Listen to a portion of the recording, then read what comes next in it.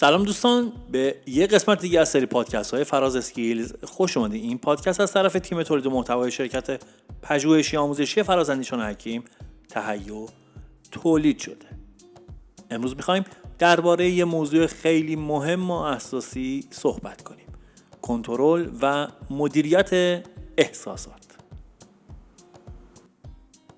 شاید بعضیا بگن خب کنترل احساسات که واضحه، اما راستشو بخواین کنترل احساسات فقط سرکوب کردن خشم یا ناراحتی نیست. کنترل احساسات یعنی اینکه ما بتونیم واکنش هامون رو بشناسیم، بفهمیم و درست باهاشون برخورد کنیم. فرض کنید توی ترافیک گیر کردید. طبیعیه که عصبی بشید. شاید بخواید فریاد بزنید یا بوق بزنید، اما کنترل احساسات یعنی یک نفس عمیق بکشی، آرامش خودت رو حفظ کنی و به جای اینکه روی مشکل تمرکز کنی دنبال راه حل باشی. کنترل احساسات به منظور سرکوب کردنشون نیست، یعنی آگاه بودن، پذیرش و پیدا کردن راه درست برای ابرازشون. و اما چرا مدیریت احساسات مهمه؟ چرا باید انقدر بهش اهمیت بدیم؟ سلامت روانی. وقتی نتونیم احساساتمون رو کنترل کنیم، استرس، اضطراب و حتی افسردگی سراغمون میاد. یه روز سخت کاری رو تصور کنید که یک اتفاق کوچیک همه چیز رو خراب میکنه. اگه نتونیم کنترل داشته باشیم، همه چیز بدتر میشه. برای داشتن روابط بهتر، وقتی احساساتمون رو مدیریت میکنیم، راحت‌تر با دیگران ارتباط برقرار میکنیم، سوء تفاهم کمتر میشه و همدلی بیشتری داریم برای تصمیم گیری بهتر. احساسات شدید میتونن باعث تصمیمات اشتباه بشن. وقتی کنترل داریم میتونیم آگاهانه فکر کنیم و تصمیم منطقی بگیریم. و مورد آخر، برای موفقیت بیشتر. آدمایی که احساساتشون رو مدیریت میکنن معمولا در کار و زندگی موفقتر هستن، چون تو شرایط سخت آرامش دارن و تمرکزشون رو از دست نمیدن. حالا چرا بعضیا نمیتونن احساساتشون رو کنترل کنن؟ همه ما گاهی وقتا احساساتی داریم که کنترلشون سخته. بعضی وقتا حتی احساس میکنیم احساسات ما رو کنترل میکنن، نه ما اونا رو. این مشکل وقتی شدید میشه که استرس زیاد باشه یا موقعیت پیچیده. اگه نتونیم کنترل داشته باشیم، مثل یک برگ تو باد میشیم که هر موجی ما رو میبره. مثلا تصور کنین شما هفته ها روی یک پروژه مهم کار کردید و ناگهان متوجه میشید پروژه کنسل شده، یا اینکه مشتری بی جهت فریاد میزنه و جلوی همکاران توهین میکنه. حالا واکنش شما چیه؟ عصبانی میشید؟ خودتون رو سرزنش میکنید؟ یا با آرامش دنبال راه حل میگردید؟ میخوام چند تا تکنیک ساده برای کنترل احساسات رو بهتون بگم. اولیش شناخت احساساته. اولین قدم این که بفهمیم داریم چه احساسی رو تجربه میکنیم، به نشونه های بدن توجه کنید. ضربان قلب، تعریق، تنش عضلانی و افکار و باورها رو بررسی کنید. چرا این افکار منو عصبی کرده؟ نوشتن احساسات و موقعیت ها رو یادداشت کنید. گفتگو با خود. صدای درونی مثبت داشته باشید. بازخورد گرفتن از دیگران، با دوست یا خانواده صحبت کنید. مورد دوم، تنفس و آرامسازی. وقتی عصبی هستیم چند نفس عمیق معجزه میکنه. تمرکز روی تنفس باعث میشه سطح استرس پایین بیاد و آرامش ذهنی و جسمی برگرده. دم 4 ثانیه، حبس 2 ثانیه، بازدم 4 ثانیه. مورد سوم، مدیتیشن و ذهن آگاهی.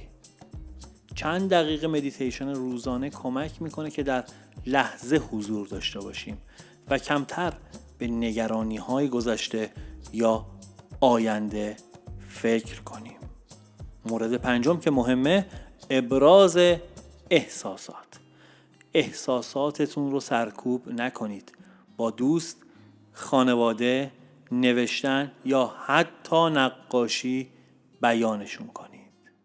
مورد پنجم، فاصله گرفتن از موقعیت پرتنش. وقتی عصبی میشید یه فاصله زمانی یا فیزیکی ایجاد کنید. پیاده روی کنید، بیرون رو نگاه کنید یا چند دقیقه نفس عمیق بکشید تا آرامش برگرده. حالا میرسیم به یک بخش خیلی مهم، معرفی مهارت‌های کلیدی مدیریت احساسات. خودآگاهی. احساساتمون چیه و چه تأثیری روی ما داره؟ انعکاس، یعنی بفهمیم چرا این احساس ایجاد شده. پذیرش، یعنی قبول کنیم احساسات طبیعی هستن و سرکوبشون درست نیست. چشمانداز، یعنی بفهمیم احساسات پاسخی طبیعی به موقعیتیه و میتونیم باهاشون سازگار بشیم. و همدلی، یعنی بتونیم احساسات دیگران رو درک کنیم و روابط بهتر بسازیم. و حالا تمرین مهارت مدیریت احساسات. ابراز احساسات مثل حرف زدن، نوشتن یا هنر تو هر زمینه‌ای میتونه کمک کننده باشه. احساسات مثبت رو در درونمون تشخیص بدیم، یعنی بفهمیم چه چیزهایی بهمون حس خوبی میده. وقتی فضا پرتنشه به خودمون فرصت بدیم و چند دقیقه فاصله بگیریم. گاهی برعکس لازمه روی لحظه تمرکز داشته باشیم و مدیتیشن کنیم. و در آخر برای کاهش تأثیر هیجانات تکنیک‌های تنفسی رو تمرین کنیم.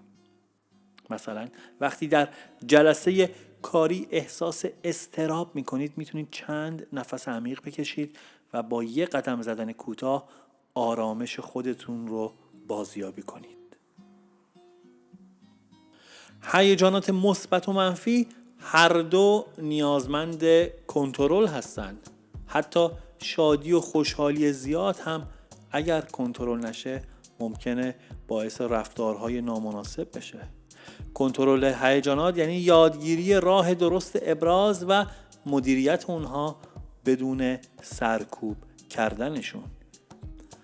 اگر هیجان شدید و غیر قابل کنترل باشه میتونه باعث تکانه، پرخاشگری، افت عملکرد کاری و حتی مشکلات جسمی و روانی بشه.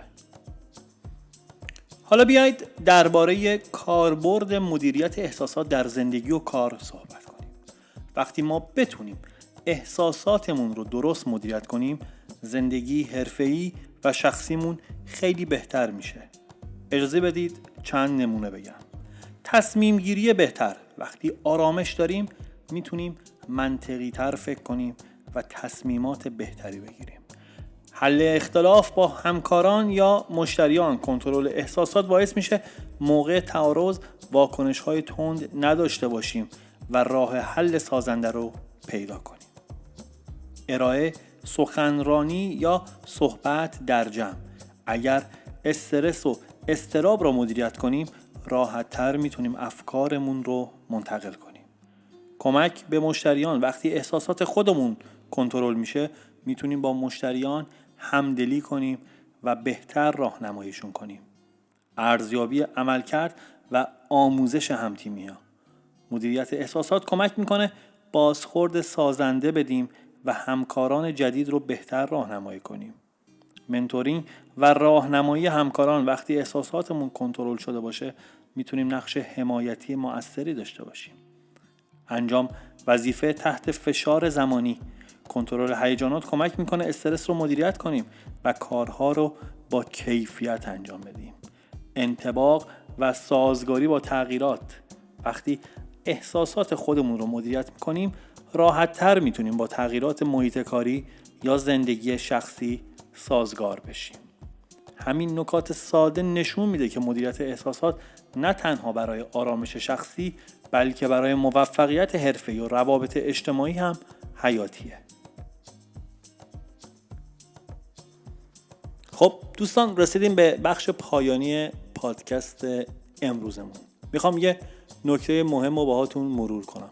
کنترل و مدیریت احساسات چیزی نیست که یک شب یاد بگیریم. این یک مهارت زندگیه، یک تمرین روزانه، یک سفری که هر روز باهاش همراه میشیم. یادتون باشه هدف این نیست که احساسات رو سرکوب کنید یا نقش بازی کنید. هدف اینه که بتونید احساساتتون رو بشناسید، بفهمید و باهاش سازگارانه رفتار کنید. وقتی این کار رو انجام بدید، آرامش بیشتری پیدا میکنید، روابط بهتری میسازید، تصمیمات بهتری میگیرید و در نهایت زندگی شادتر و متعادلتری خواهید داشت. هیچ وقت فراموش نکنید که احساسات شما دوست شما هستن، نه دشمن. اونا پیام هایی دارن که وقتی درست فهمیده بشن میتونن مسیر زندگی شما رو روشن‌تر کنن. پس تمرین کنید، صبور باشید و هر روز یک قدم کوچیک بردارید. از تکنیک‌های تنفس، مدیتیشن، نوشتن، فاصله گرفتن از موقعیت‌های پرتنش و مهارت‌هایی مثل خودآگاهی، انعکاس، پذیرش، چشمانداز و همدلی استفاده کنید. این ابزارها شما را قوی‌تر و آماده‌تر می‌کنند. و در نهایت همیشه به خودتون یادآوری کنید شما مسئول احساسات خودتون هستید و میتونید زندگی خودتون رو بسازید، نه اینکه اجازه بدید احساسات زندگی شما رو بسازن. دوست دارم بدونید که مسیر کنترل و مدیریت احساسات یک سفر جذابه، یک سفر پر از یادگیری، رشد و تجربه های تازه. ممنونم که امروز با من بودید. منتظر شنیدن نظرات و تجربه های شما هستم و امیدوارم این قسمت برای شما مفید بوده باشه. تا قسمت بعد، آرامش و انرژی مثبت همیشه همراه شما باشه.